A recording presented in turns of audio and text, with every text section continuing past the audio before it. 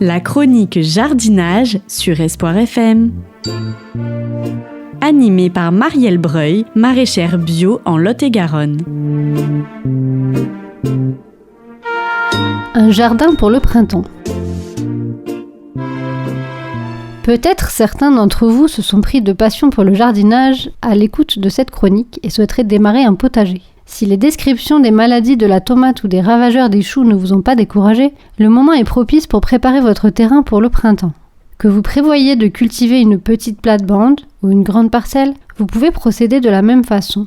Vous qui n'êtes armé que de vos mains et au mieux d'un râteau et d'une brouette, en quelques heures de travail, le tour est joué. Reste ensuite à patienter et laisser le temps faire son œuvre. Quand la prairie devient jardin. Il s'agit d'abord de choisir l'emplacement qui accueillera vos beaux légumes. Cherchez le soleil. La première énergie des plantes, c'est la lumière, ne l'oublions pas. Si possible, une orientation nord-sud permettra de capter au mieux les rayons du soleil. Pensez également à l'ergonomie, de l'espace pour vos pieds et votre brouette, facilitation des déplacements. Délimitez ainsi des zones de culture et de circulation. Il est alors temps de passer à l'action et de couvrir là où les parcelles choisies. Et oui, non pas les attaquer à la fourche bêche et faire souffrir votre dos, mais simplement leur mettre un manteau d'hiver. Objectif, occulter la lumière pour détruire la végétation en place et apporter de la matière organique pour nourrir le sol et sa faune qui vous rendra un sol souple au printemps. Tous les moyens sont bons.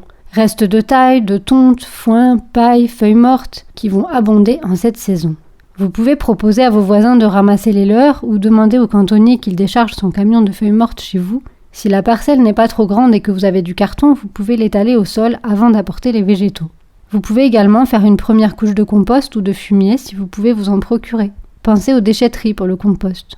Enfin, si vous avez une vieille bâche en plastique, vous pouvez l'étaler en dernière couche afin d'apporter une occultation maximale. Attendez cependant une bonne pluie avant de l'installer afin que toutes les matières apportées soient bien détrempées, ce qui facilitera la décomposition. Au printemps, vous aurez le choix.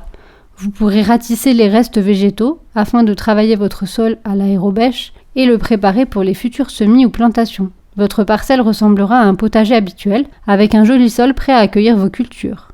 Vous pourrez également tout laisser en place et vous consacrer aux seules plantations pour cette première année. Vous écartez le paillis pour mettre vos plants en terre sans travailler le sol.